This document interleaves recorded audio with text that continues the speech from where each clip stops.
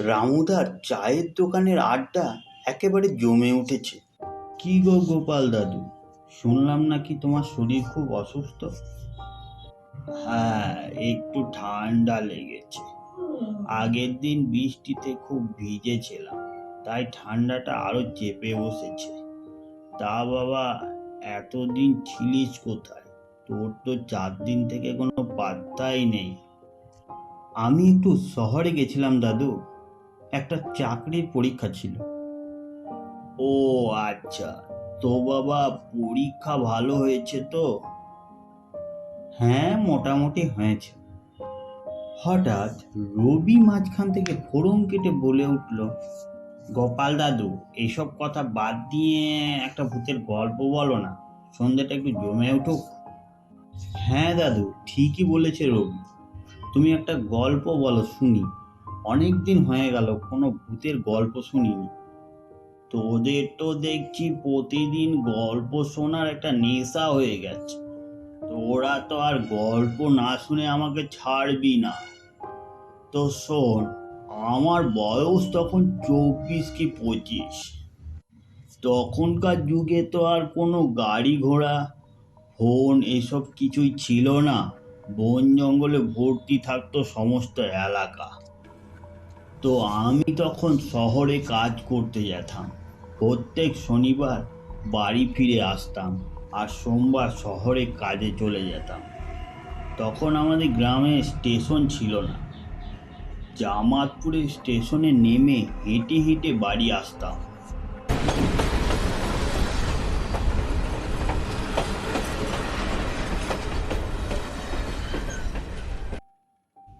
সেই দিন ট্রেন খুব লেট করায় খুব রাত্রি হয়ে গেছিল।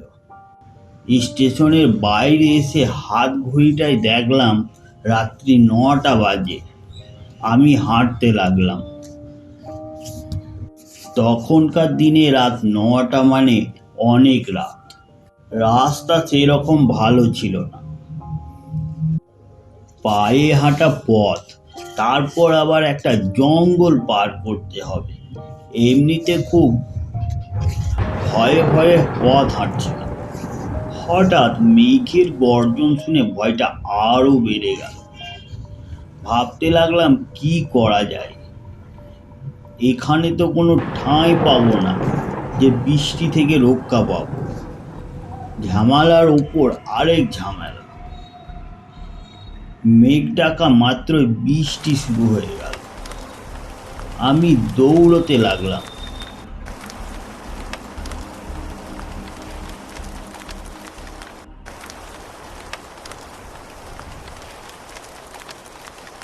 দৌড়তে দৌড়তে চোখে পড়ল একটা কাঁচা বাড়ি। কাছাকাছি আর কোনো বাড়ি নেই।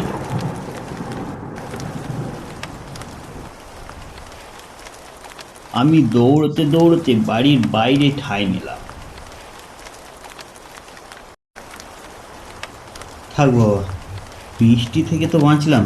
ভাবলাম বৃষ্টি একটুক্ষণের মধ্যেই থেমে যাবে, কিন্তু না, বৃষ্টির মাত্রা আরো বেড়ে উঠল। এমনিতে লেট, তার উপর বৃষ্টি। আজকের দিনটাই খারাপ।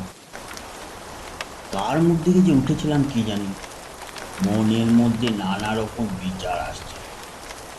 হঠাৎ দরজা খোলার শব্দ। পেছন ঘুরে দেখি একটা মধ্যবয়স্ক লোক,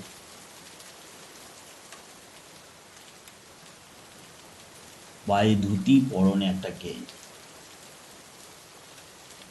আমাকে এখানে দাঁড়িয়ে থাকতে দেখে বললেন, কে বাবা তুমি? আমি গোপাল মুখোপাধ্যায়। আসলে বৃষ্টিটা চলে আসায় এখানে একটু আশ্রয় নিলাম। কিন্তু এত রাত্রে এই পথ দিয়ে তুমি কি করছিলে? আমি বাড়ি ফিরছিলাম, আসলে ট্রেনটা লেট করায় এই অবস্থা। তা তোমার বাড়ি কোথায়? আমার বাড়ি এই সামনে, রাধামাধবপুর। ও আচ্ছা আচ্ছা। তো তুমি এই বৃষ্টির মধ্যে বাইরে দাঁড়িয়ে আছো কেন? ভেতরে এসো। না না, আমি এখানেই ঠিক আছি। আরে এসো এসো, ভয় পেও না। তার কথা শুনে ভেতরে ঢুকলাম।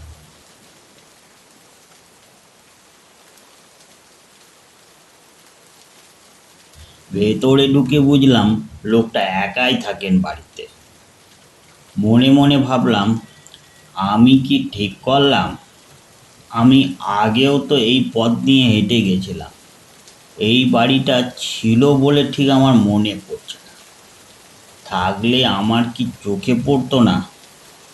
লোকটা এই রকম জায়গায় একা থাকেন কি করে? লোকটা হঠাৎ বলে উঠল, তুমি বসো বাবা চেয়ারটাতে। আমি চেয়ারটায় বসে পড়লাম। আপনি কি বাড়িতে একাই থাকেন? হ্যাঁ বাবা, একাই থাকি। কেন একাই থাকেন কেন? আপনার স্ত্রী ছেলে কেউ নেই? আছে বাবা, সবই আছে। আমার ছেলে শহরে থাকে, আমার স্ত্রীও ওখানেই থাকে।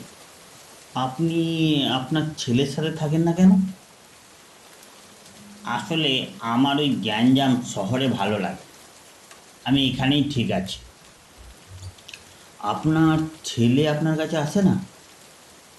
প্রত্যেক মাসে 2 তারিখ আসে পয়সা দিতে, তারপর একদিন থেকে চলে যায়। ঘরে একটা ঘড়ি ছিল, চোখে পড়তেই দেখি 10:30 বেজে গেছে। বাইরের দিকে তাকিয়ে দেখি বৃষ্টি থামার কোনো নামগন্ধই নেই।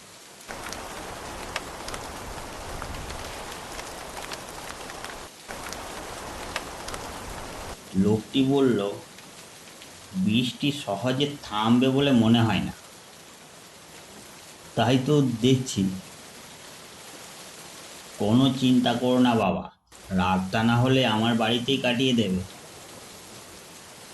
না না কাকা, আপনি কেন আমায় নিয়ে ঝামেলা করবেন?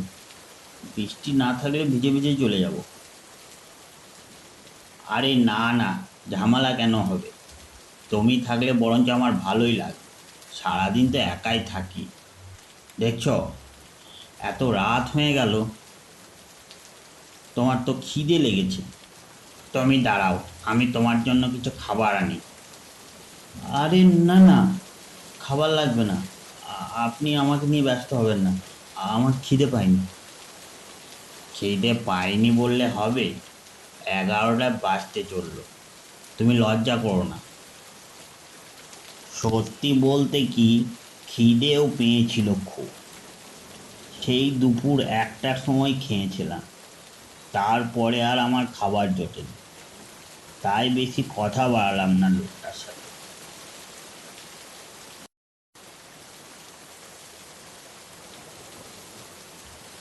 আমি একাই চেয়ারটায় বসে রইলাম।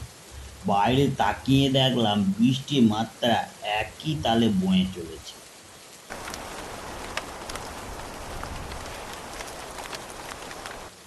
ভাগ্যিস বাড়িটা ছিল, তাই রক্ষা পেলাম। লোকটা আধা ঘন্টা পরে ফিরে এলো, হাতে তার থালা, খাবারটাও ঢাকা দেওয়া।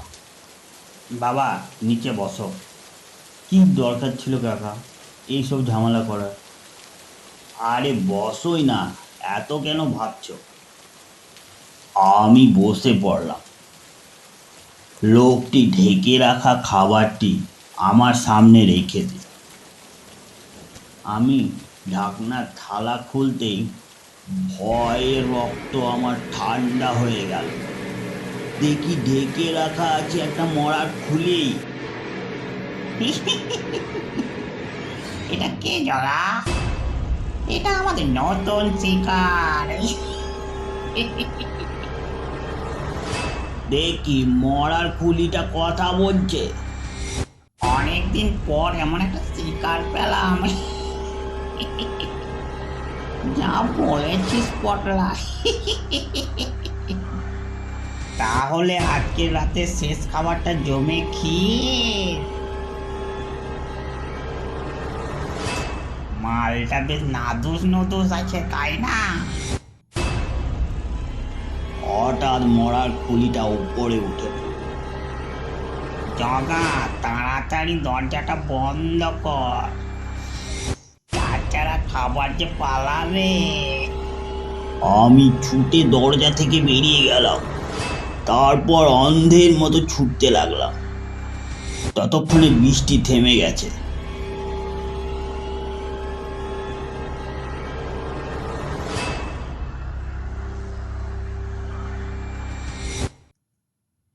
তারপর কোনো রকমে বাড়ি ফিরে এসেছিলাম। ভূত আমি কোনোদিনও বিশ্বাস করতাম না, কিন্তু সেই দিনের পর থেকে ভূতের ওপর আমার বিশ্বাস হয়েছে। এরপর ওই পথ দিয়ে আমি কোনোদিন একা যাই।